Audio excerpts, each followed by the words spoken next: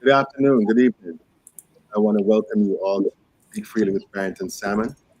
This is a consequential day, the day after President Joe Biden pardoned the Right Honorable Marcus Messiah Garvey.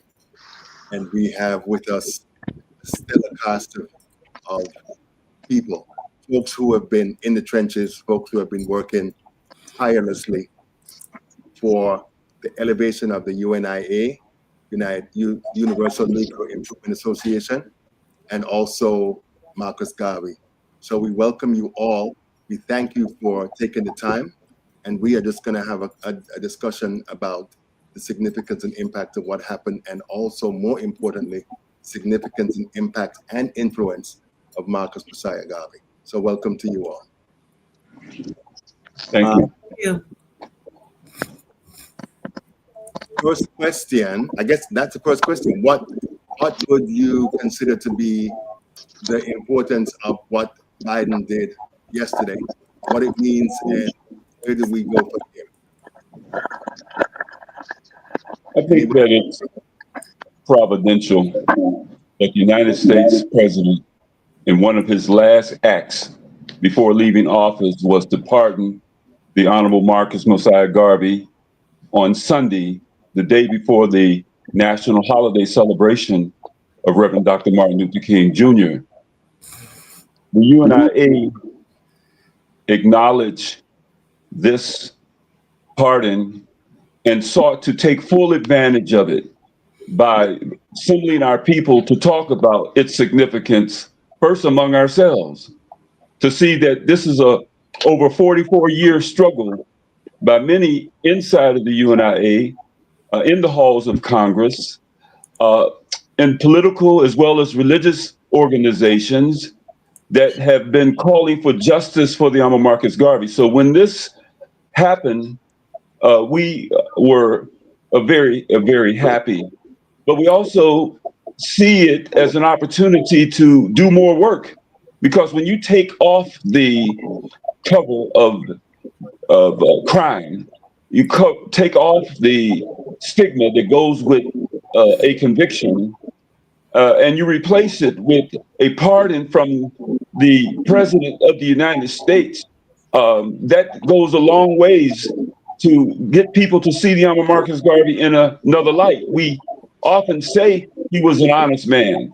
He was a man who spoke the truth. He was a man who would not take one penny from somebody else. But again, to have been arrested and to have been to prison and to have that stigma of crime around his name has made it a little difficult. I think it's going to be much easier now to build the Universal Negro Improvement Association according to our Constitution, according to our preamble, which outlines our mission, and according to our objects and aims that are written in our bylaws as well. This is going to be a great day for the UNIA. Thank you, sir. Yeah, I'd like to add to that as well. President General Mora Kamal, member of the Marcus Garvey, Justice for Marcus Garvey campaign, and one of the authors in the publication, Justice for Marcus Garvey, just came out this November. And here it is, January, we've already had a decisive political victory. Thanks to the mobilization of many bookstore owners, many politicians, members of the Congressional Black Caucus.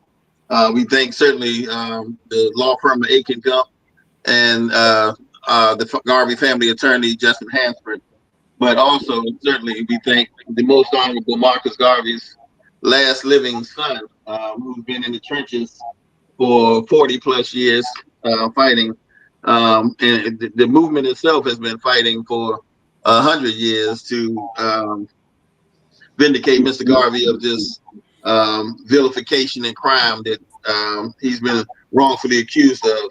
But I wanted to share a quote by Mr. Garvey that he once said that every white man is welcome to put me in jail if it is done in the cause of African freedom. I do not know whether they understand it or not, that if Marcus Garvey dies, Marcus Garvey's son shall revenge every drop of blood and every ounce of flesh, and the family record of Garvey shall go on until eternity. Today, the honorable son of the honorable Marcus Mosiah Garvey honored that vow to make sure that the family name is vindicated. We made sure that the pressure was brought to bear through the public media, through the newspapers, through the literary arts. We spread the word to let everyone know that they will no longer disrespect his father and no longer vilify him with their lies about his conviction. And they will exculpate him, at least politically, if not through the court system. But many people think of a pardon, they think of the word as just being some kind of a connotative meaning of it, of being an act of forgiveness. But a full presidential pardon, which is what the Justice for Marcus Garvey campaign demanded and received. A full presidential pardon is a political exoneration. It's the most that a president can do to acknowledge the unjust treatment of a citizen of the country and make amends, with the power that he has. So to come out in public and admit that it was an unjust trial and that Mr. Garvey was not guilty of all they tried to discredit and vilify him for, it was a significant change in the talking points that we now have. Those of us who studied the history and wrote about the history have had to defend Mr. Garvey quite often when he's been introduced as a criminal, as a man who ripped his people off, as a man who was a con artist, who was trying to swindle people out of their surplus cash. And now that the government has come out and admitted their culpability and that their wrongdoing and that he was not guilty, now we have another avenue of reaching the people and not having to argue that simple point. We still going to preach the goodness of Mr. Garvey. That we still want to vindicate him by practicing the plan and the program and sharing his ideals with the world. But we definitely appreciate and grateful for the political gesture that was made by the Biden administration, late though it may be. We think, it is an honorable decision that was made and a noble decision. And so we congratulate the work of those who politically pressured that decision to come. And many of us have been laboring in the vineyard for many years. Mr. Garvey, back in the 20s, when he first was incarcerated in 1923, there were and within the first 2 weeks, 3 million people had, wrote letters from all over the world to the U.S. Pardon Attorney's Office. 2 weeks later, another 3 million people wrote letters to the Pardon Attorney's Office. And they kept bombarding him day and night, letting him know that he could mobilize the whole African world if need be to bear pressure on his government. And eventually, after his temporary incarceration, the government had to relent and offer him a partial pardon. But now that we put pressure on once again and show that Mr. Garvey still has love, still has respect, still celebrated all over the globe, and that we will not accept that criminal conviction as it stands.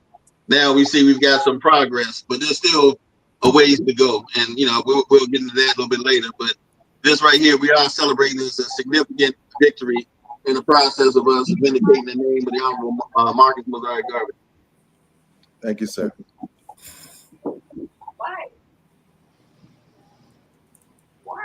Come on, Andrea. Oh. Oh. Well, clearly as an educator, my concern about this. Am I here? I'm hearing something. Are we? Go on. Somebody. Something is feeding in the background from somewhere. Okay. You go on talking. Oh no, yeah. What I was, as an educator, I find this pardon quite. It hits me at a very visceral place, because I realize now I used to have a certain level of freedom to teach black culture, to teach Marcus Garvey, and now it's very clear that Black history is under attack. So my question, therefore, to our brothers and sister here, is how are we going to deal with it now that we are at this phase? Yes, we got the pardon happening, but how are we going to teach our children? What systems do we have in place to get this message out to our children, and to our parents as well? And that's what would concern me right now as an educator, and of course as a writer too. So I just want to throw that out at us. Thank you. You will blessed love. Oh, Shaka Barak. Unmute your mic, my brother. You're not being heard. I don't know, thank you, if you're a member of the Universal Negro Improvement Association. And I don't know if you have a copy of the Constitution of the UNIA, but inside of the UNIA, we have a government in embryo. We have an educational program. Our philosophy is, our objects are to establish universities, colleges, academies, and schools for the racial education of our people. It's our responsibility. Just like other ethnic groups, they don't always depend on the public school system inside of a country. Sometimes on the continent of Africa, during the liberation movements, we would meet up under a tree with our children to teach our children. So if we're depending on the system to educate our children, we will fail. But if we're able to use the principles of self-reliance, then we can do what is necessary to set up weekend schools, to after school, and summer school, and daily school. Because if you live in a neighborhood and you have the youth in the neighborhood, you don't even have to be in a school setting. You can talk to the youth right there. You can talk to the parents right there. So one of the things I think we are committed to as we move through this pardon era is to rededicate ourselves to educating ourselves and educating our children and providing the information that will help them grow and develop. And remember, we are the Universal Negro Improvement Association. So we're going to apply what we already have. We have the Black print. We have the Constitution that shows us everything that needs to be done. We just need to bring in those educators and let them see that we have a structure for rebuilding everything that the Marcus Garvey built.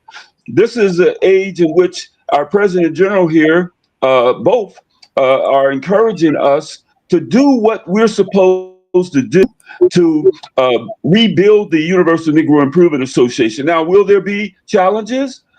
Yes, there will. Will there be resistance? Yes, there will. Will there be pushback? Of course there will. And all those who want to improve the conditions of our people will meet challenges and be prepared to face them. And the thing that we have done in embracing the teachings of the Marcus Garvey is to say that men and women who are in earnest are not afraid of consequences. So we have the tools that are necessary to develop a race of scientists par excellence, not only educated young Black men and women and boys and girls. Thank you. Thank you. Thank you. Dr. Rose. Yes, Wayne. Give thanks, my brothers. Yes, And give brother. thanks, my honorable sisters, especially Sister Andrew, for the invitation. And as I listen, I'm humbled in part by the fact that the work represented in this body of individuals here are decades, if not over a century, of hard labor. And we stand on the shoulders of so many others who have borne the grief and the challenges and the victories of the work of the Right Honorable Marcus Garvey. In addressing the issue and question raised, Sister Andreen, on the what next, I have the privilege of having over 15 years of teaching African diaspora history. And as part of the curriculum is, the Right Honorable Marcus Garvey, a in-depth focus on the Right Honorable Marcus Garvey. In fact, what I did at Morgan State University was to organize an immersive study abroad program where I take students into Jamaica, into the birthplace of the Right Honorable Marcus Garvey, a space that is deplorable in many ways right now, in terms of the optics and the upkeep, something that is not really focused on by many. But here is the institution, or the space through which the ovary, the womb through which the Right Honorable Marcus Garvey is birthed. And you take students there and you don't see anything that can represent a foundation or continuity of a foundation. And so, but that is not, it's not a complaint, is to say that the work is being done. You ask what happens next, and there's not been any delay in the work. People like myself and others have been doing the incremental work of educating young people, of exciting them about the work of the Right Honorable Marcus Garvey in the practical ways, not just the spoken word and the speech that represents a sense of sentimentalism or anything else. Really, how we engage the vision of self-determination, the vision of the individual and collective self-determination, and how we morph that, how we merge it, if necessary, within the structures that currently exist, or if in practical ways we can create additional structures or adjunct structures or completely independent structures, then we seek to do those things. But what I found throughout the decades of doing this work and other works is that our rhetoric is awesome, and we excite each other with the rhetoric because, like the Right Honorable Marcus Garvey, many of us are extraordinary speakers. But the diligence of work, the due diligence that is necessary, the increment of putting in the foundation, digging the foundation, bringing the blocks, the steel, the cement, the work that is necessary to build and uplift ourselves through the building that we represent. It's always a challenge. And so the challenge is not what Biden did, or the excitement is not what Biden did. I'm more excited about the victory of our ancestors, those who have gone ahead of us, who passed the baton on to us, that we could take a small increment in 2022 through the inspiration of Sister Golda Downer, who brought it to our attention that she and her organization, CPAC, the Caribbean Political Action Committee in DC, would be driving this initiative. And we took that to students in St. Lucia and across the Caribbean, and got the signatures, the necessary signatures that she demanded of us, so that this could be further activated. And of course, what is appropriate in terms of giving credit to the Biden administration, whoever brought it to his attention. We give that credit to those, and for the final act of signing that document. But the real celebration is those people. The people we seek to celebrate are those ones of our ancestors and other good humans who have fought this fight, who have kept the banner of Marcus Garvey alive. Even through of Amy Ashwood Garvey and Amy J. Garvey, who are the wives of Garvey, and who kept his name and his vision and his work and his speech, kept the whole thing alive, so that we could re-engage the Right Honorable Marcus Garvey in the 1960s and have it as a highlight in the 70s, have the African liberation take place in the 1950s through the instrumentality of Garvey and his vision. So, Sister Andreen and family, my first offering is to say the work has been going on. We have reached a celebratory moment, a real landmark moment in terms of going forward.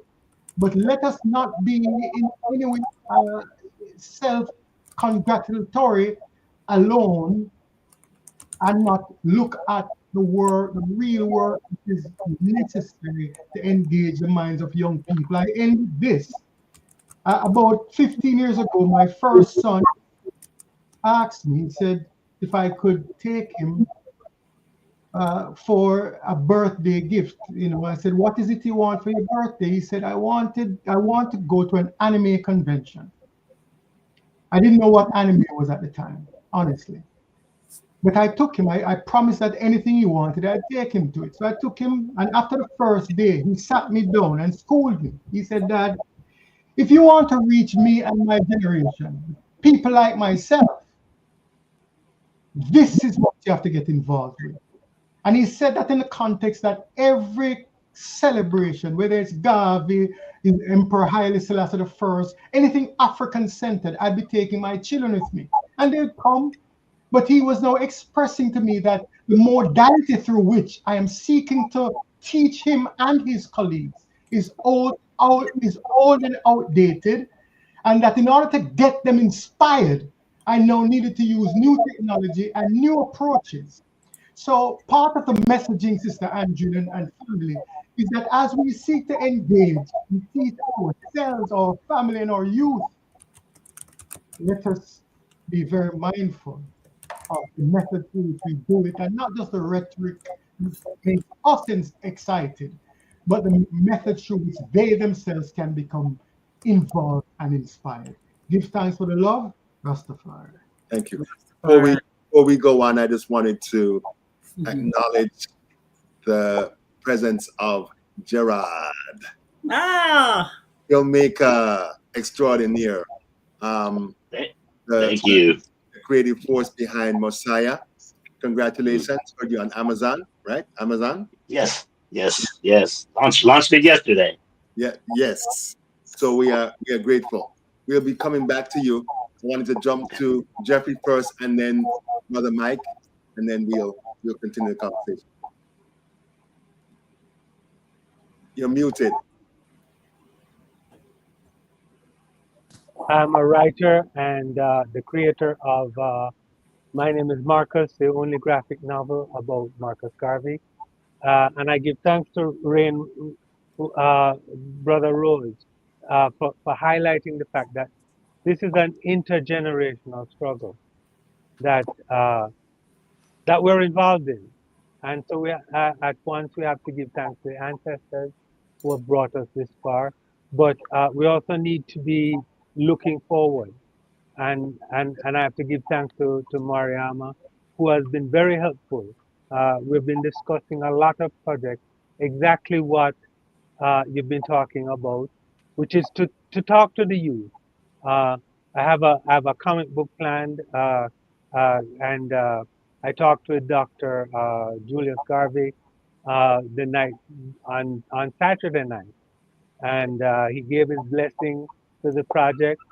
And so, as soon as I'll give you the title. I'll give you the title.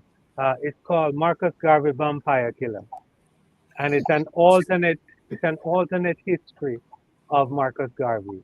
That instead of going to America, Harlem in 1916, he goes to England and he found the Negro world in Harlem, and he's an avid reporter, and his his confidant and help is a woman called Amy Jakes, and his researcher on the project is Isaac Rose. And in the midst of covering a story uh, about the disappearances of young women in London, he encounters a vampire cell run no other than Lord Cromwell.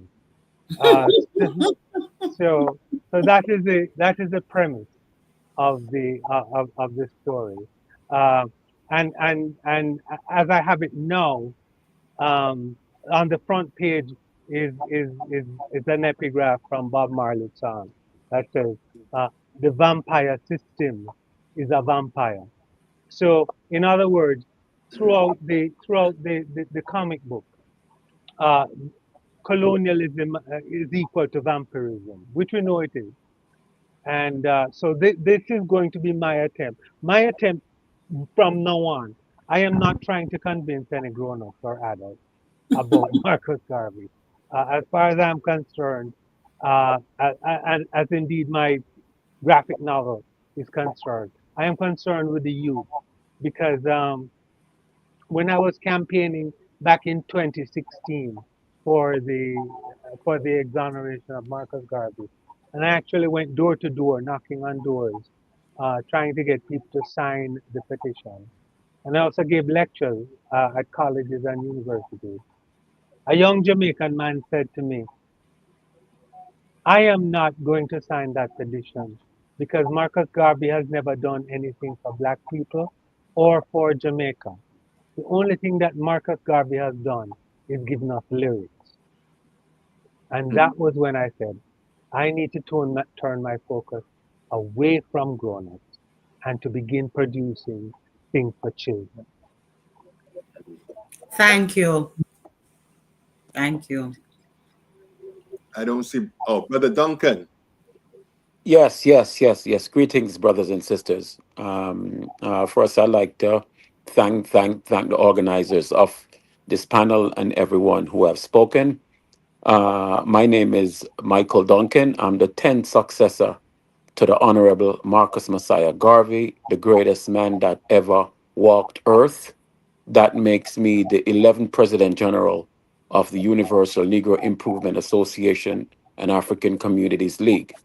I would like to sincerely thank each and every person who have done some work, no matter says how long ago, in the furtherance of the exoneration of the Honorable Marcus Messiah Garvey. I thank you, and I thank you sincerely. As far as this pardon, I have to be honest with you. This pardon means nothing to me. It signifies nothing to me. The only thing I am happy for is that it is given promotion. It is given a talking point where we can begin to talk about Marcus Garvey again. Um, to give a pardon, it simply wipes away the conviction of an individual. However, on the books of the United States of America, Mike Marcus Garvey is still listed as a criminal, but a criminal that I think this US government has no intention of wiping away.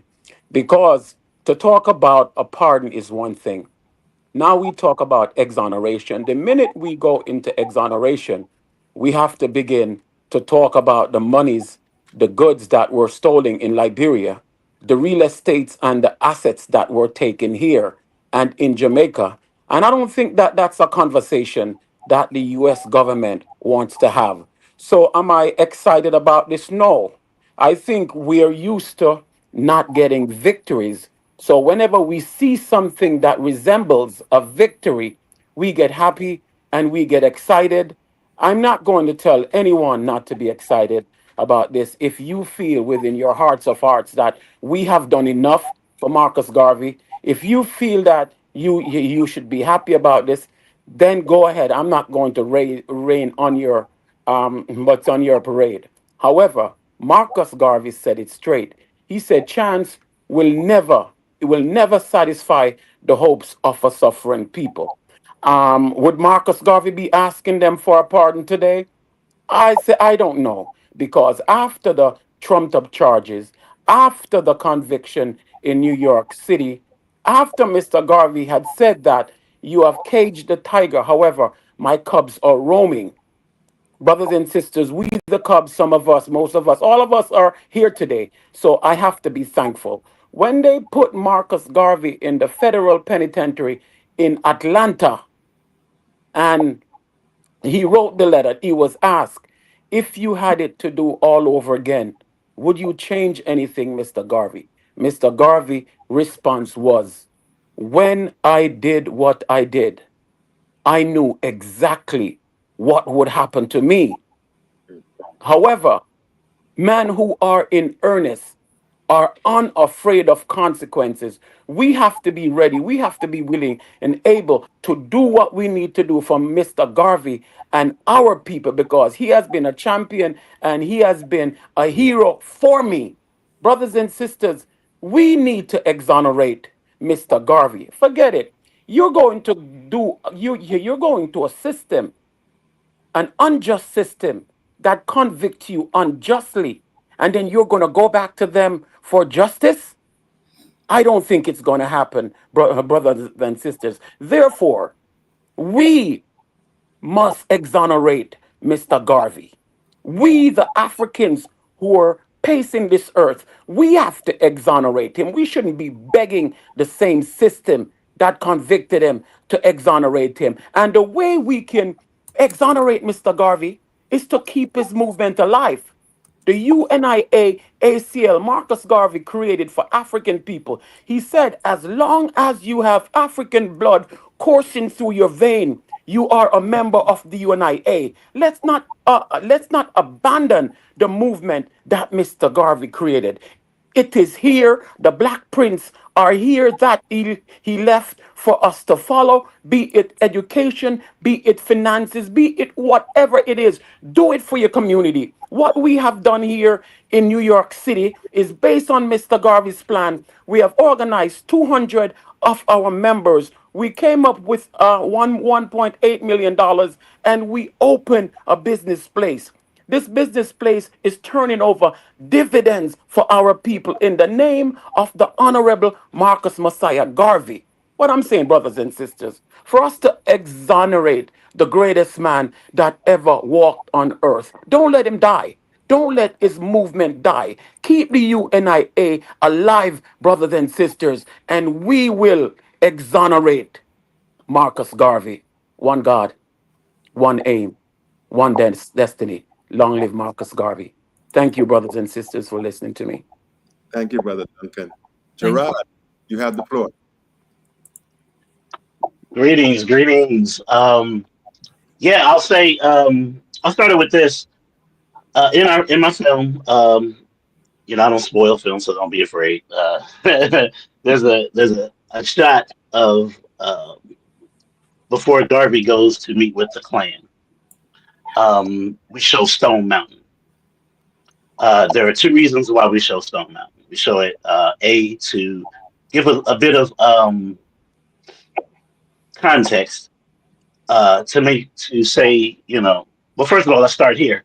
The Ku Klux Klan was defunct around the early 1900s, and I'll just make this really brief. But Birth of a Nation came out and reignited the Klan. Even something as simple, even the cross burning, that didn't happen in the Klan until the movie came out. They followed the movie. They reignited. They reformed on the top of Stone Mountain, burning a cross. When the movie came out, it was shown at the White House. It was the president famously said it was like history written in lightning. Yeah. So I show Stone Mountain to give some context to say Garvey went to meet the Klan where they were the strongest at that time because they had just reformed in Georgia. There's that. But then B, to I don't want to say homage, because it can be debated whether or not that was a great film, and it really was because it achieved its goal, which was to ignite the Klan like that. So I will hope to create a work that would do that for our people, that will reignite passion for Garvey and for the movement.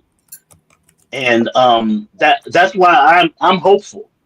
I'm hopeful. The last thing that you see in my film is the text: "Join the fight to exonerate Marcus Garvey." So that is absolutely the intention, and that's what we want to push for. I am celebrating this because I didn't even think the pardon would happen. I didn't think we'd be here for the pardon. So this makes me hopeful, and it definitely we're jumping on this train for sure. Like you said, this is putting Garvey's name back out in the stratosphere and making it a talking point.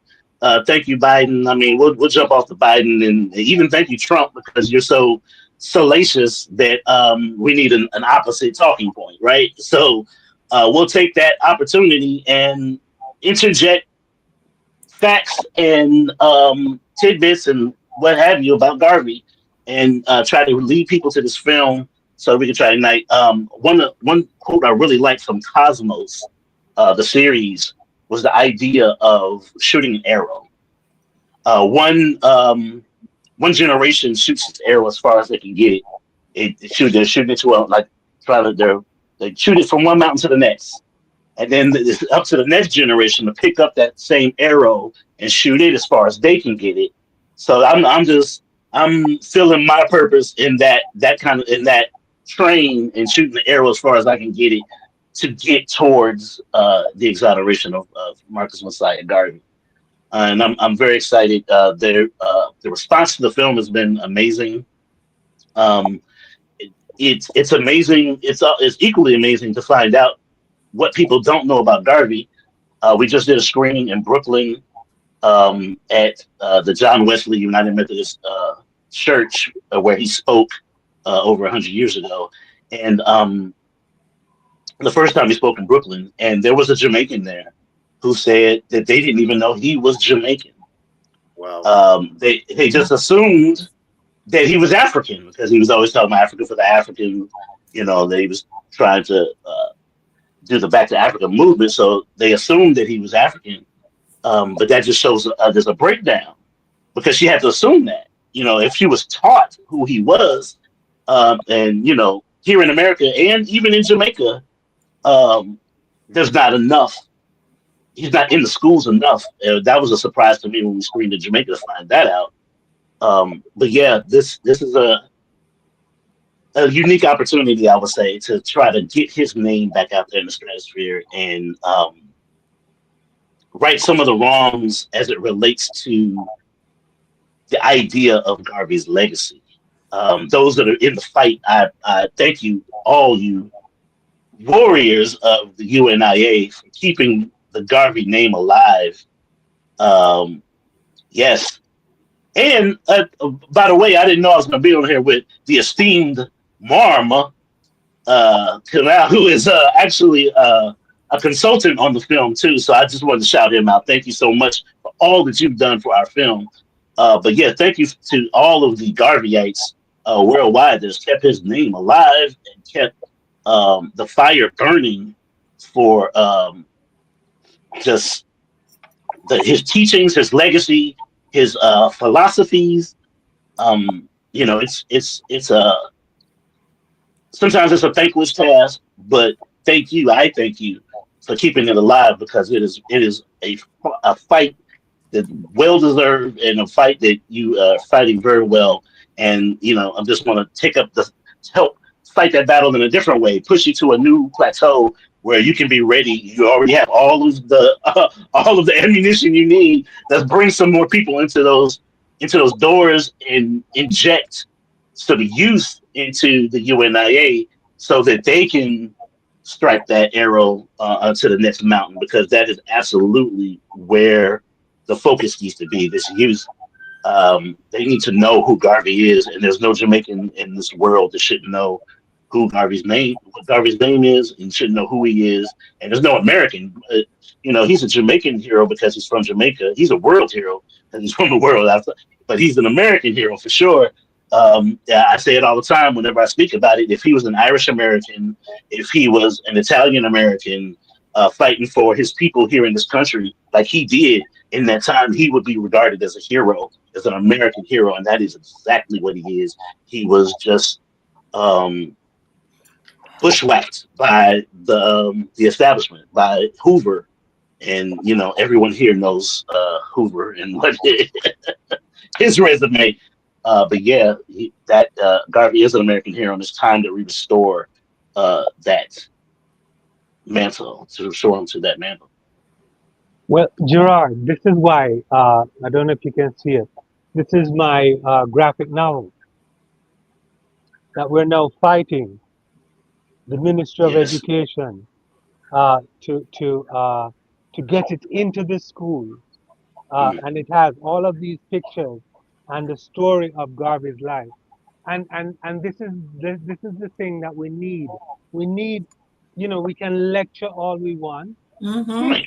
but unless we do the stories, it's the stories that count, because a story hits people not only on an intellectual level, but it Hmm. also hits them on an emotional level. I should say Absolutely. a well written and well structured story. So what we need are these kinds of stories that I'm trying to do here. Uh, Again, shout out to Mariama. who was instrumental in helping me put together this and also my other book. So, blessed love, brethren. Yeah. The Oh thing, yes. can I just jump in? I just, it is so important that we have this gathering with all of these fabulous minds and folks who have been, because one of the things that I always think about is that you have so many people that talk a good game, and Mm-hmm. when it's time to do the work, you can't find them motherfuckers nowhere. They're gone. And like I was saying before we came on, then when you're successful, everybody's saying, "Oh my God, look at the great job that we did." I'm grateful to all of you because you have embraced the responsibility of doing the work of a man who, in my mind, is one of the greatest people ever created. When you think about the magnitude of his um of his influence, entrepreneurship, religion, the arts, everything, self-sufficiency, Mm-hmm. independence, liberation. He's a warrior. He's an artist. He's a fighter, right? All of these things. The Mm-hmm. little and the self, the not self-described. I read something the other day from W.E.B. Du Bois, who called him the ugly little man. And the same colorism that he dealt with here, he dealing with in Jamaica. Because if Marcus Garvey was a bright-skinned, light-skinned man, the reception of Jamaicans would be very different. But they've always had this thing, injected in them by these folks to not love yourself, to loathe your color, to loathe who you are as Africans. So I laud you for the work that you're doing. And I was just wondering, in 1967, the Reverend Dr. Martin Luther King wrote a book called Chaos or Community. And he said at the time that he was wondering if he was leading African Americans into a burning building. And I wonder, as you do the work in this country, if that is front of mind, that, what do you think about the work that you're doing to advance the cause, advance the mission in a place that clearly is doing everything it can to destroy us as Black people? And I guess the next thing to that is how far have you all moved as an organization towards repatriation? Well, I'd like to answer that one. Hey, Brother Moore, man, Yeah, let me address the language that this brother just used in the presence of our women, because that's not appropriate, bro. Mm, In the Universal Negro Improvement Association, when we engage each other, we don't use profanity. We don't curse about anybody or in front of our women and our children. So I think you need to correct that behavior. And I'm saying that to say this: if you really want to know what the UNIA is doing on the moral level, on the social level, we're addressing how we interact with each other. Because we can't have a society where we're going to improve our people and yet not address certain things that are wrong, that go on among us. So please, can you refrain from that kind of language in the presence of our women? yes, sir. I apologize. Morma? All right, hold on one second. But I was listening to the brother. I didn't hear clearly because I was cut off. So the brother is trying to find out what we in the UNIA are doing. No, I was asking Yeah. about where it sits, where the UNIA sits in a country that, in an empire that is falling, in a place that is constantly working to undermine anything for Black people, and how much we're on a spectrum, I guess, you are in terms of repatriation to the motherland. Yes, so brother Marmar, if it's okay, but I'll go before you. I'm not hearing you, brother Marmar. Yeah, I yield. Yes, sir. Go ahead. Yes, yes. My dear brother, thank you for the statement and thank you for the question. And I agree with you. This is not the place for us. The United States of America is definitely not for us. It will undermine anything and everything that we're doing. Mr. Garvey said, Africa must be our guiding star, our stars of destiny. It did not work here then, and it's not going to work here now. We cannot be in an environment where we want the same thing, where the slave master, the colonizer, wants the same, or they have it, and we are trying to get it. So it's not going to happen. So if we truly want to build that empire, it has to be on the continent of Africa. As the UNIA President General, I lead two trips to Africa every year, February and October, and I take Africans back and forth. And since 2018, we have gotten six of our members to actually move to Africa. It's Liberia, Ghana, and Kenya. Currently, we have a farm called Liberty Farm in Liberia. When Mr. Garvey talked about the plan to make the major city, the major one of the major component about the plan was to build a farm in Liberia. We have that farm in Liberia. I myself is currently a citizen of Liberia. I am a citizen of Ghana, and the work must be done. Right now, I'm in the process of opening a restaurant there, and we're looking to open a wholesale company as the UNIA, one similar to what we have in New York. We're looking forward to doing that in Ghana. So, my dear brother, I don't think we can stay here because we can't get justice here. And we don't want to bump head with a system. We're going one direction and they're going the next. So I think, like Mr. Garvey said, Africa must be our guiding star, our stars of destiny. And under my leadership, I'm leading our people to Africa. And remember, the UNIA is not me, Brother Shaka and Brother Marimau. All of us are members of the UNIA. We just have active members and non-active. So if you're not active, just activate your membership in the UNIA today. Thank you, brother. Thank you. Yeah, I like to respond to that question because I understand the nature of your question, my brother. You were talking about Dr. King's regret that he was integrating his people into a burning house. And Mr. Garvey's program was not one of civil rights, but one of human rights. And if you look at the program of the UNIA is a universal solution to universal problems that affect our race globally. Now, Mr. Garvey was a globetrotter. He was one who saw the suffering of our people all over the globe. And he didn't come up with a local program or just a national program. He came up with a universal program. So not only is it international, but it was some Negroes on Mars.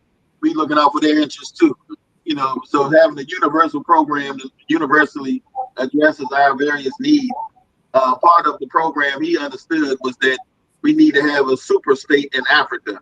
We need to have strong, sovereign, independent, technologically and industrially advanced nations in Africa that are strong enough to lend support to people of African descent worldwide. And as Mr. Garvey was in America, behind enemy lines, in the citadel of white supremacy, he was able to establish this plebiscite, this world empire, and use his skills as the greatest international organizer, inspirational agitator to ever grace our race, to bring the people together and let us see that those who will be able to or wish to repatriate to Africa could do so. They weren't obligated to. It wasn't a mass exodus, but there was a targeted approach to establishing strong industrialized nations in Africa that could be independent of these colonial structures, didn't have to tailor their industries to fit the needs of Europe, but can actually be an autonomous group. They can develop their own technology, their own industry. And instead of giving Europe and Asia and the whole world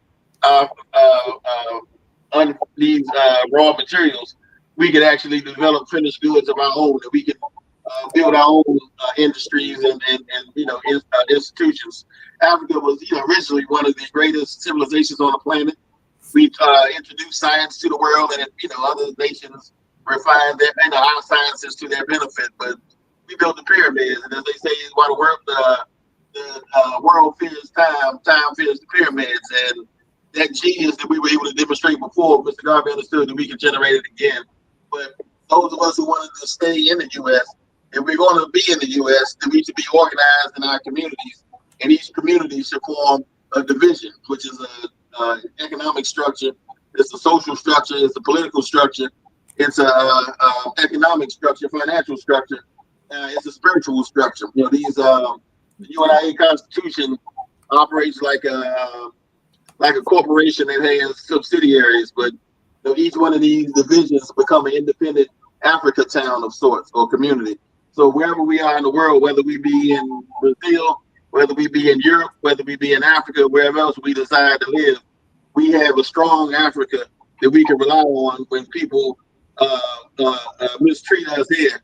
We know we got a home base that's strong, and you can't. Some people, nowadays in this different movements that are popping up, are trying to disconnect African people worldwide from Africa. But it's a bad move. It's a divisive move. And as Mr. Malcolm X, one of Mr. Garvey's ideological students, used to say, you can't hate the root of a tree and not hate the tree itself. And many of us have been taught that we're not African, that we're something different. So in this day and age, if we haven't needed Garveyism before, we sure do need them now. And it's good that many of the people on this call who didn't know they were going to be connected through Sister Bonner, they're starting to realize now that we all know each other. We all are connected with each other, and as we are content creators, and we're coming up with videos, we're coming up with audio, we're coming up with literary content. Jeffrey Phelps, who's book guy, also has here present. But there's tons of other children's books dealing with Marcus Garvey. I got probably 25, 30 of them that I can show all day long, from Eleanor Wood, Kamal Mahako, by Dr. Tony Martin's wife, different languages all over the globe. There's pictures and coloring books for days, and I can go on and on and on with this whole stack. But there is material that's being created. There are people like what's the name? The former president of the Harmony Division, Eustace White's son. I forget what they call him, Major White. He's organizing in Jamaica to help teach Garveyism in the school systems. But now more than ever, the Garveyites got to come together. Now more than ever, the Garveyites got to start talking and thinking and acting as one, and we'll have maybe to magnify our impact globally. We see the pressure we starting to mount politically now, just making things happen and come into existence. The same day that the film was being introduced in Amazon, Joe Biden was signing the petition. What's going to happen next week? Dr. King, who was himself a Garveyite, and very much his grandfather very well may have been the founder of the Detroit division of the UNIA back in 1920, Reverend A.D. Williams. So, there's connections with him going to get later read the Garvey's grave site, but there's also a connection with Mr.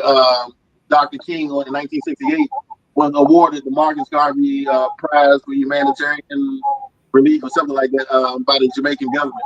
And so he was recognized, for his work in the spirit of Marcus Garvey. And his, of course, he couldn't receive it because he passed away, or was assassinated. But his wife, Coretta, later came and received the award from Prime Minister Shearer and Norman Manley and others. But the legacy of Mr. Garvey extends, through Malcolm's legacy, through Dr. King's legacy, through Nnamdi Azikiwe's legacy, through Jomo Kenyatta's legacy, through Kwame Nkrumah's legacy, and through the Rastafari movement, the Moorish Science Temple, the Nation of Islam. Garvey's tentacles, the roots that he planted, are going to spread and be recognized. But I think it also is going to be that thing that unifies us all in the end, that common root, that rationalism of nationalism that he taught. So no, I don't think Mr. Garvey would have any regrets because he never wanted to integrate us into a burning building. And in fact, it was once said that Mr. Garvey's plan. I remember authoring a journalist in an Afro American newspaper once said, not him, but this, that Mr. Garvey, when he advocated us repatriating to Africa, when he advocated us developing industry and doing for self, many of the civil rights leaders said, "Oh, we don't need that. All we need is to integrate with these folks and get them to accept us and adopt their Western values, etc., and we'll be okay.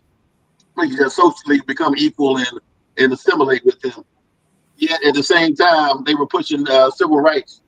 100 years later now, we've been marching and marching and marching. It seems like we haven't moved an inch. We're still fighting for the same civil rights we've been fighting for and making it nowhere. And so, yeah, if we look at other people who took the Garvey plan and set up an industrialized, technologically advanced, politically sovereign state called Israel, if we took a look at another group of people who had followed Mr. Garvey's industrial plan and set up, the diamond industry and gold and Hollywood and everything else, you see how independent and strong they are for a small minority. We understand that we followed Mr. Garvey's plan, we would have gotten far greater success than we would have, or than we have now. We would have had far more greater power in the world. We've been able to control the world economy and reverse the curse of colonialism. And so anyway, today, if we ever needed Garveyism before again, we sure do need it now. And the program is necessary today as it's ever been. Yeah. Thank you, sir. Thank you. May I interject here? Thank you. That was very informative. I have a question here. I know Jeffrey has been writing, and I too have been writing, and other persons on here, I'm sure, have been writing as well. We're trying to. I learned at the festival, the Jamaica Brew Festival, over the weekend, and Jeffrey was in attendance, and so was Dr. Julius Garvey. One of the things I learned is that bookstores are practically non-existent in the Caribbean region. Or if they still exist, they are not as active and not necessarily purchasing our books. So how can the UNIA help to create avenues for us to perhaps maybe build bookstores or across the Caribbean region, and support them, or to finance them in some way, so that our books can be out there and available to the colleges, to the high schools, that sort of thing. Yeah. Any of the UNIA members could. Well. One of the biggest drawback we see with the Black movement today is the economic problem. Mhm. And as you see with Mr. Garvey, the difference Mr. Garvey made with apart from everybody else, he had an economic program, because your culture, your way of life cannot be promoted. Your politics cannot be promoted unless you get your economics under control. We, the UNIA, and especially the divisions in New York, we have we have organized an investment plan where we sell shares for $600 per share. That $600 as an investment in our program comes from the fact that in 1919, Mr. Garvey charged $5 with a cost of living adjustment today of 5%. From then until now, it equals $600. And with this investment going on now, we're able right now to finance after school programs. We're looking in the near future to build our own schools through this type of investment. And by the same token, it's only through these mediums that we're going to be able to fund any educational program we need, be it libraries, be it schools, be it whatever. So most of our problems, sister, come back to us having economic control in our communities. That's why for the last 7 years, we are stressing on economics, economics, economics, because it is the order of the day. And if we want anything, we must be able to fund it. We can't be begging people to give us schools, to give us this. We have to be able to fund it. So right now, the UNIA is moving on investing, investing, investing. Thank you. You're welcome. Brother Shaka. A couple of things. One, let me back up to the issue of the pardon. When you have worked year after year with the idea in mind to bring justice to the Honorable Marcus Garvey through a vehicle that we have agreed, that the family has agreed, that the leadership has agreed, uh, then what happens is when the victory comes, you celebrate. But if in the process of getting the signatures, of talking to the people, convincing the congressman, convincing the leadership, you are not involved in that process, then when the victory comes, you don't see it as a victory. In fact, there's an old expression, a little story, I'm sure you story writers know about the fox and the grapes, where the fox tried to get the grapes, but because he couldn't jump high enough to get them, he declared that the grapes were sour. And so there are some things that we just avoid because we can't reach that level and get the job done. The other thing is that this book here is probably one of the most important books that there is. This is the Constitution of the UNIA. And in the book, it describes who we are supposed to be. What is the mission of the UNIA? The mission of the UNIA is not purely an economic program. We are social, friendly, humanitarian, charitable, educational, institutional, constructive, and expansive society.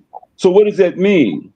That means that all of the structures that and institutions that you would need to be a whole people are encompassed inside of our Constitution. Because if you create a millionaire, and the millionaire has no scruples, has no sense of charity, has no sense of love, has no sense of patience, has no sense of honor, you don't want to create that kind of individual and then transplant them somewhere on the continent of Africa. You would have to have a comprehensive program that I just laid out from the preamble, that wherever African people are, they can be a whole people where they can function among each other without fighting each other, without, trying to destroy each other. And so now, in the area of the books, yes, I used to serve as the Minister of Education for 2 administrations of the UNIA.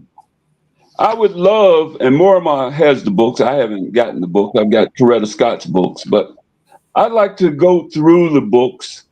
I haven't seen the play yet. I'd like to see the film so that we can sit and determine, is this the essence of Garveyism? Is it the program of universal African nationalism? Does it align with the Constitution of the UNIA? Because there are things in our Constitution that talk about what we should teach our youth. And if we're not doing those things, if we're not following the preamble, if we're not following the objects and aims of the UNIA, we're not going to build. So we could be around 7 years, we could be around 10 years, we could be around 20 years, and the UNIA will not move in all the directions that it must move. We are a government in embryo, and everything that it takes to run a government must be in place in order for us to be successful. And so we have to always sit down and take a real close look at how comprehensive are we in our divisions.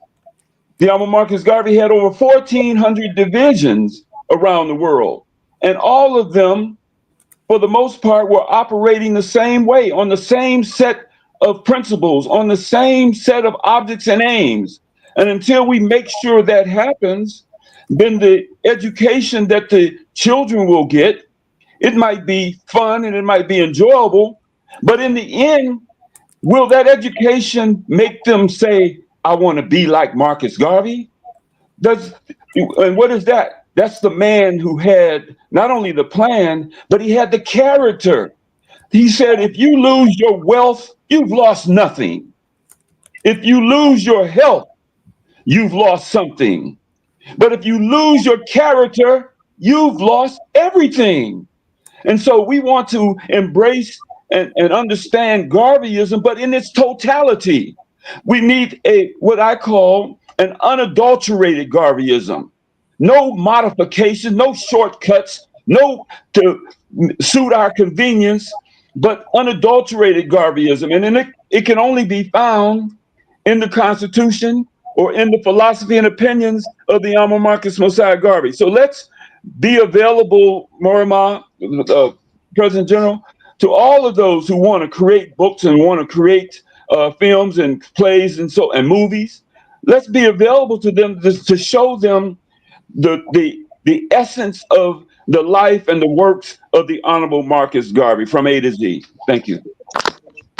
Yeah, I wanted to speak to that also.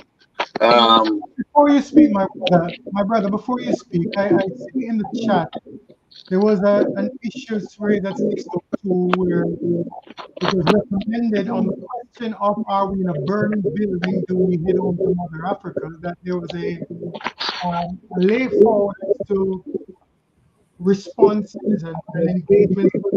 You know, we get that feel of being part of the invited communicators on this platform. So while the focus for the last 2 or 3 speakers has been on the organization started by the Right Honorable Marcus Garvey and Amy Ashford Garvey at 1914, I think that the broader question as to why the rest of us are here is to really look at the question or the issue of the exoneration, where we stand in our spatial reality. It's in America where we go to empower ourselves. Should we go to the motherland or somewhere else? And so we have a broader context in terms of engagement and not just a focus on the organization, leadership, and its various nuances. And having said that, I'd like to at least respond to the question on the burning building where we are and what perhaps should happen next. Because it's one of those questions that comes to me every single class or semester I teach classes in. And I teach about 145 students every semester. And these are primarily 99% of these students are of the African ascent, African hue. And so when we have the talk or sometimes the presentations that represents a getting away from the burning building or this system that is innately corrupt and seemingly hopeless for young people, we further sometimes put them in spaces where they become fearful. They become hopeless, further hopeless, because we don't contextualize the building and its burning sufficiently for them to understand that perhaps they ought to become firefighters to put that fire out, or perhaps they could create some formula that allows for them to dull the fire, or become the carpenters and the masons and the builders of whatever else needs to be built, because we're in these rhetorical kind of conversations that just speaks to the end result, which is a burning building that goes to ash,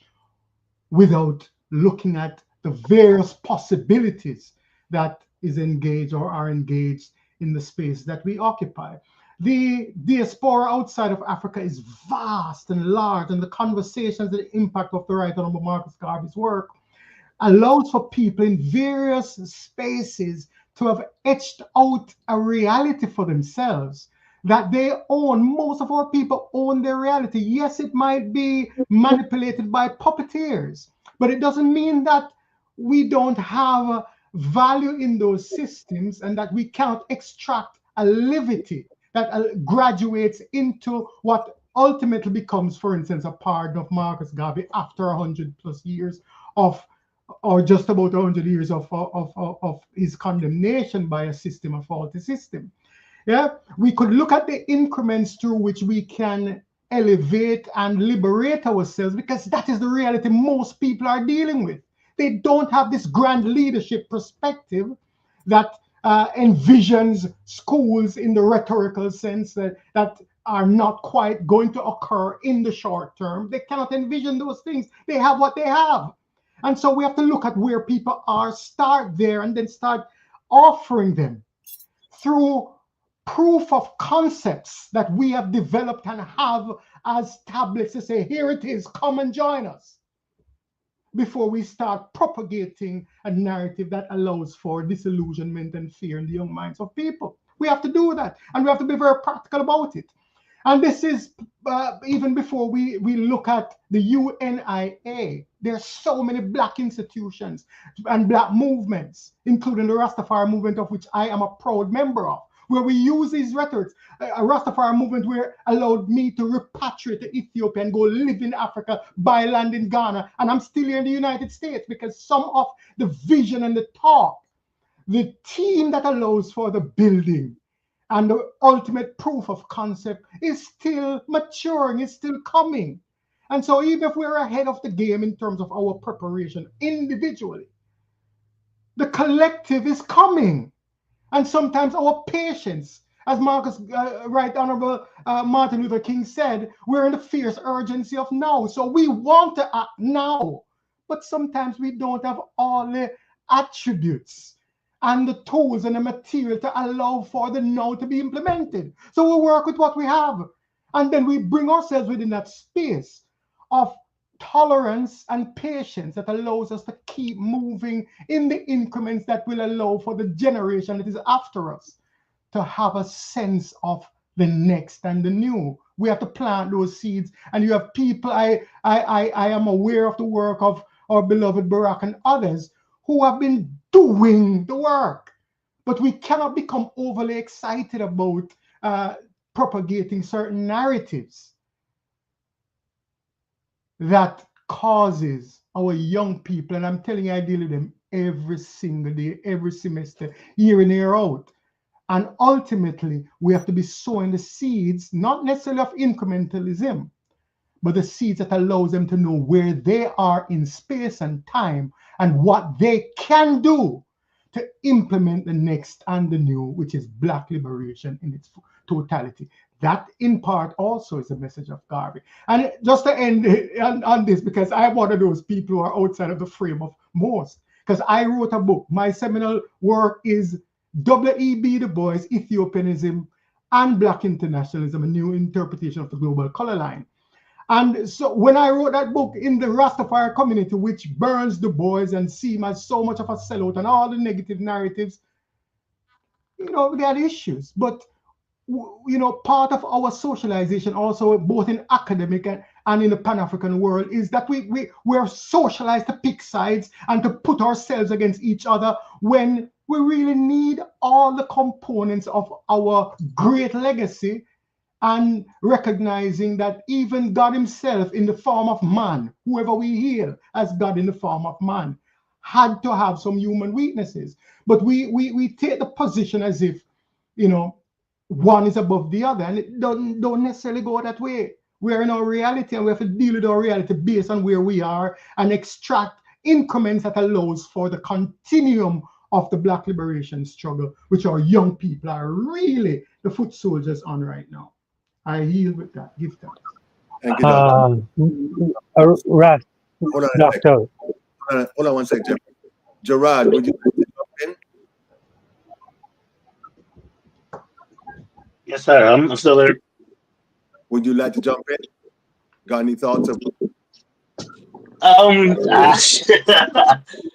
Yes, it's been so thoroughly covered. I will just further the sentiment Um, when I decided I was going to direct this film, the first person I called was a friend of mine that does African centered teaching.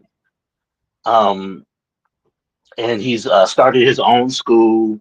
He does it online, and he does it, in the streets. And he started it like in the tough areas of Fort Worth, like on his own with his own resources. I say that to say that he got feet on the ground and he's dealing with children every day. So from the beginning, that's been our mindset: reaching the future, building a tool for teachers, uh, um, not just specifically Garveyite teachers, but Garveyite by extension teachers that are teaching African-centered teaching and Black liberation teaching um, as well. And I definitely agree. We need to meet these kids where they are if we really want to reach them. And they are the future. I heard that all my life growing up, and of course it's so cliche because it was a cliche when the people that told me when they heard it, but because it's so old. But it's the truth. And the older you get, the more you realize how true it is. It truly is. And so you want to plant seeds in this future that can grow and help push Black liberation to be as fruitful as it can be. And we definitely have to meet them where they are. So we have to provide and not just meet them where they are, but also help them see themselves in the lessons that we're teaching. Help them see the relevancy to themselves, and that it's not just foreign concepts that isn't applicable from day to day. And that's the beauty of Garvey. I feel to speak of is a little different because it's a different time, but the people who truly understand Garvey's message are able to translate that into something that's easier for kids today to understand. And once and our people are amazing, and these kids are amazing as well. And sometimes they just need a little guidance and just need a little push. And once you push them there, once you show them what they have in themselves, they surprise you every day. So yeah, absolutely. As long as we can show that mirror, that's one of the other objectives was to try to humanize Garvey as well, like to show an image that you can relate to. Like he's so wonderful. He's done so many things. It's easy to deify him or make him this grand hero. And I mean, he's worthy of that because he did so many wonderful things. But it's important to understand that he's just a man, meaning that you can accomplish all these things too, right? Rise up, you know. So yeah, it's very important to meet these kids where they are and help them see Garvey in them, help them see the Garvey in them, and that's what I'll leave it with. Thank you, Jeff.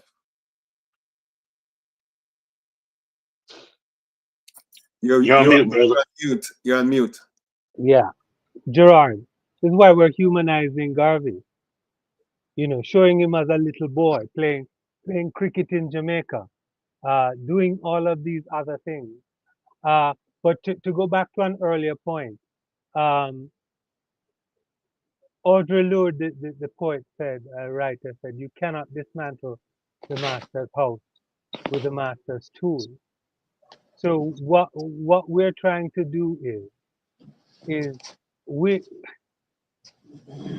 the freedom that we're envisioning, we really can't even see it because it's only our grandchildren. If they take up the baton, if they take up the mantle, if they pick up the arrow that we're shooting, if they take it up, we can't even see what it is to be wholly free because we're still living with some of the we're still living inside the story of Babylon.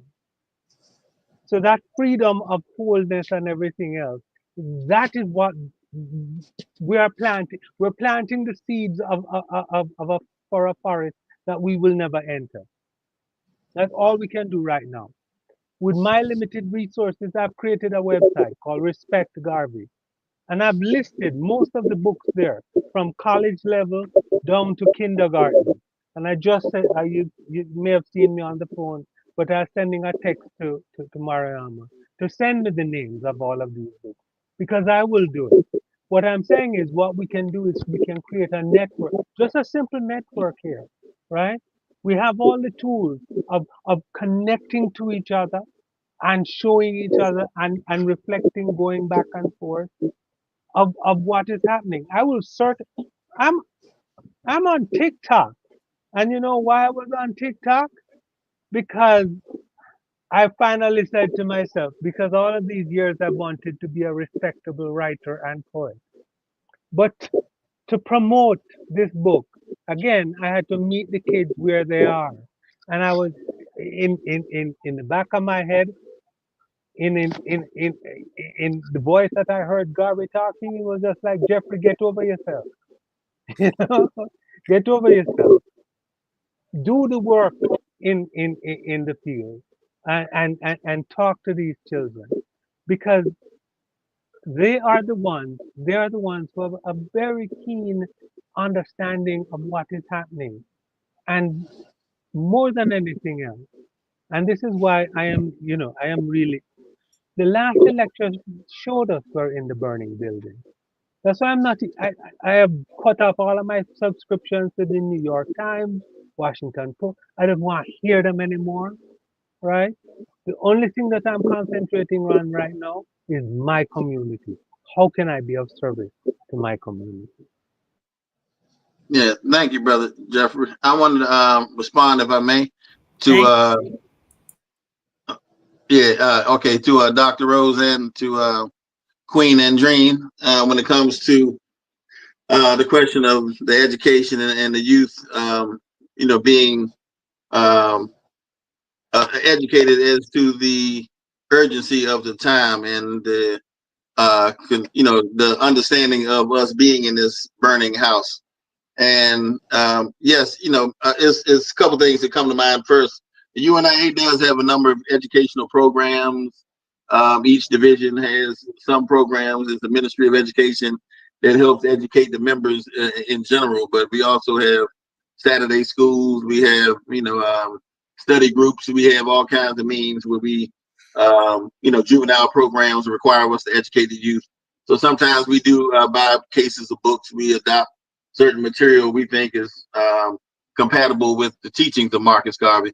Every book written about Mr. Garvey isn't compatible, but even though it may have some great artwork, so we are very selective. But we also we certainly do believe in education. Mr. Garvey constantly taught us about the value of education and reaching the uncorrupted youth. And as you once said, education is a medium by which people prepared for the advancement of their particular civilization. In fact, he once made a statement that he was giving a new education to his race. Because before you and I can get anywhere, we have to destroy the old psychology. That's my job. Before you can build, you have to destroy. Before I can put up a beautiful cathedral, the old church and pews and walls and rooms and decorations have to be destroyed because it stands in the way of the new and beautiful cathedral. And before we can build a cathedral, the Negro glory, we have to destroy the old buildings of white idolism. So Mr. Garvey understood that we have to educate and prepare those who are here, those who are in other countries, because Mr. Garvey once mentioned also that Africa is everywhere. That until Africa is free, the whole world is our province. So if we province, so if we understand that we don't have to all pack and leave Jamaica and the Caribbean and Brazil and other places and all go to Africa, we can have Africa wherever we are. If we have an understanding of how to be self-determined, how to circumvent racism, discrimination, and not rely on other people, but rely on ourselves and connect with our Central African headquarters. We learn to utilize our resources the way Mr. Garvey was envisioned in the program and philosophy, then we'll have a worldwide empire of billions of people that we can rely on to support one another. And we don't all have to, tuck tail and run, but we also don't have to be dependent upon anybody's hospitals or schools or clinics or other institutions in order to provide for our needs. We can mobilize our resources to do for one another. So there's a program for everybody. But everything requires, again, us to educate with the rationalism of nationalism. And so while we're giving out the books and all that material, we also have to teach those who giving the books out. Some of the teachers, I remember Muda Baruka once was told that, he wanted to do an education on Marcus Garvey. So he went to a school and asked the students what the UNIA stood for. And he noticed that all the teachers started looking on their phone, trying to figure out what it was. So how can they teach the youth if they don't even know? So we got to make sure as we set these books out, we want to also set up divisions to teach people about the program philosophy. And once we become more educated about it, then we can teach the youth and they can continue to work and not just learn about the man, but continue to plan. So anyway, that's part of my thoughts on that one. Just want to make quick comments. I'm at the hold on. Well, thank you for let me speak on that one. Thank you. So we are coming close to closing it out. I want to thank you for your time. Before we do, we're asking you to stay on for a few minutes because we have to. Mimi has to do something with the process to make sure that everything is recorded. So if you don't mind staying on for like maybe a minute or two after we're done, so that she gets to make sure that that this recording is stabilized. What we will do now, and Andreen will read a section, then I'll close it out. You got it. My praise poet. Thank you. Okay, this a lot of people. I'm sure I'm speaking to the choir here, but I'm sure other people will be watching this broadcast at some point. Marcus Garvey wrote a lot of hymns and a lot of poetry, and I am fascinated with his work. I want to read one of the pieces that I think is appropriate here. It says, "Get up and do.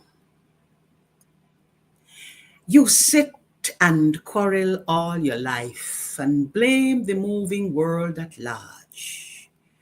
You fail to enter in the strife to sail in fortune's happy barge.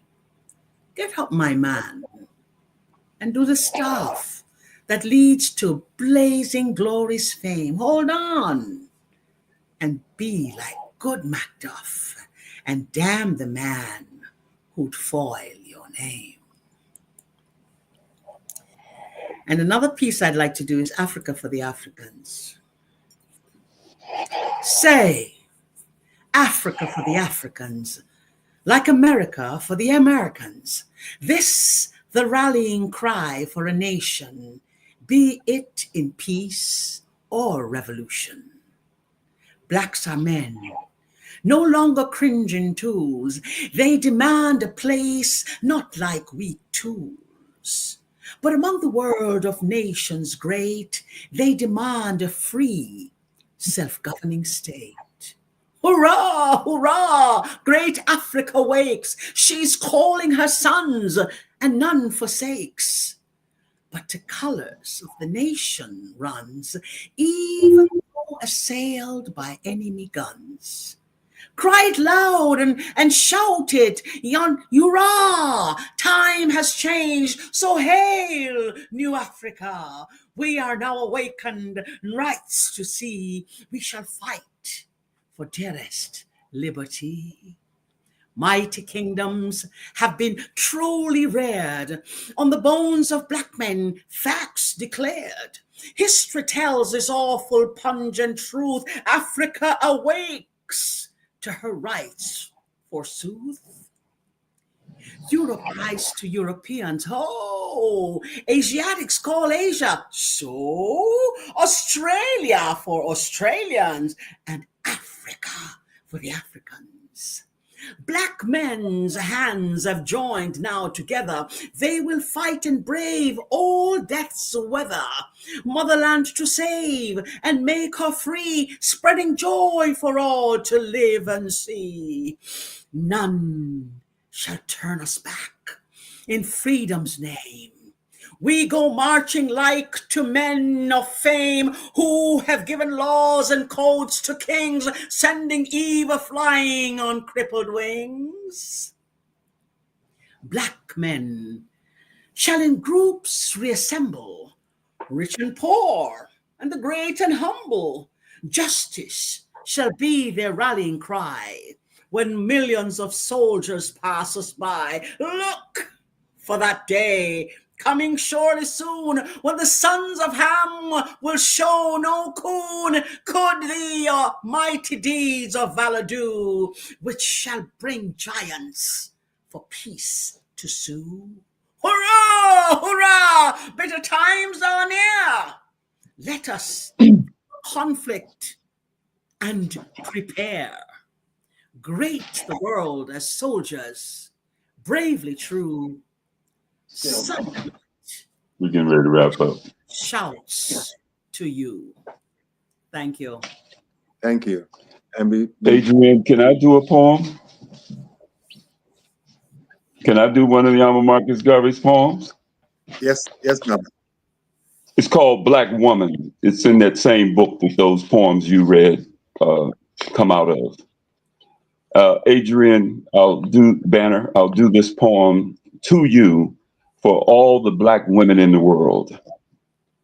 Black Queen of Beauty, thou hast given color to the world. Among all other women, thou art royal and the fairest, like the brightest of jewels in the regal diadem. Shinest thou, goddess of Africa, nature's purest emblem. Black men worship at thy virginal shrine of truest love, because in thine eyes are nature's holy mark as we see in no other. Clothed in silk of fine linen, from ancient Venus, the goddess, to mythical Helen, the gods used to travel from foreign lands to look at thee. On couch of costly Eastern material reclined thee, while in thy path flowers were strewn, the sweetest that bloom. Thy transcendent marvelous beauty made the whole world go mad, causing Antony and the elder Caesars to weep at thy royal feet, preferring death than to leave thy presence their foes to meet. You in all ages have attracted the adoring world and caused many a bloody banner to be unfurled. From the handsome Indian to the European brunette, there's a claim for their sunny beauty that no one will ever take from thee, O queen of all women, who has borne trials of racial burdens. Today you have been dethroned through the weakness of your men, but someday we shall in Africa fight and conquer for you, restoring the pearly crown that proud Queen Sheba did wear. Yes, it might mean blood. Yes, it might mean death, but still we shall fight, bearing our banners to victory, men of Africa's might.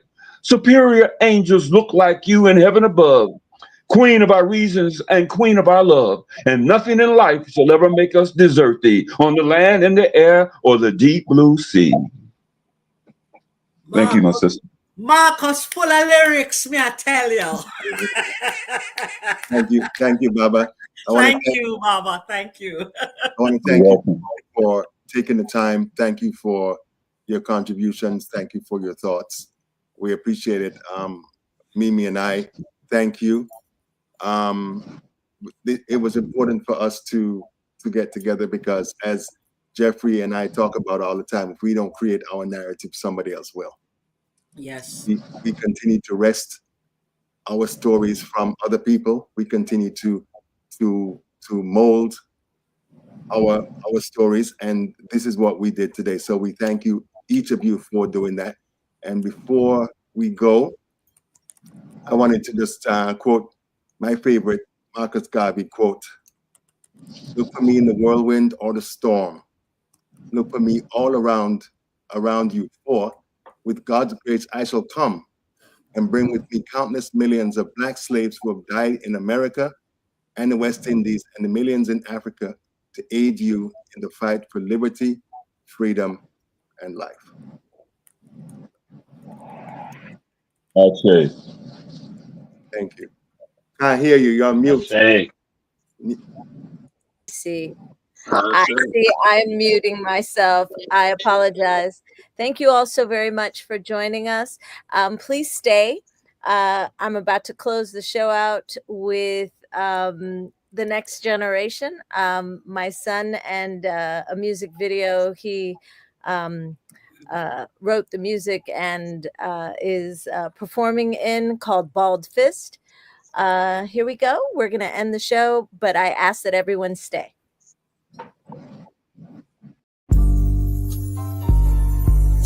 Yeah.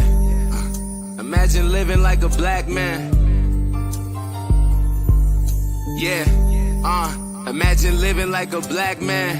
Yo, a black man in America. Sorta kinda like being treated just like a terrorist. Living how I'm living, it's really no comparisons. They systematically trying to kill us, now that's the scariest. I swear the numbers getting various. I'm feeling like I'm Harriet, an underground soldier for my people that I'm carrying. They killed George Floyd, now I'm trying to fill the void. This the life my brothers living, it's really hard to avoid. I keep my hoodie on for Trayvon, I do it for my day ones. Sandra Bland spoke about the path that we should stay on. I can't breathe through this nonsense. The killings coming constant. The crooked politicians is never willing to stop this. Yeah, Breonna Taylor, say her name, say it again.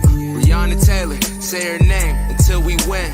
I pray to God daily, deliver me from my sin. Trying to start a revolution, and here is where we begin.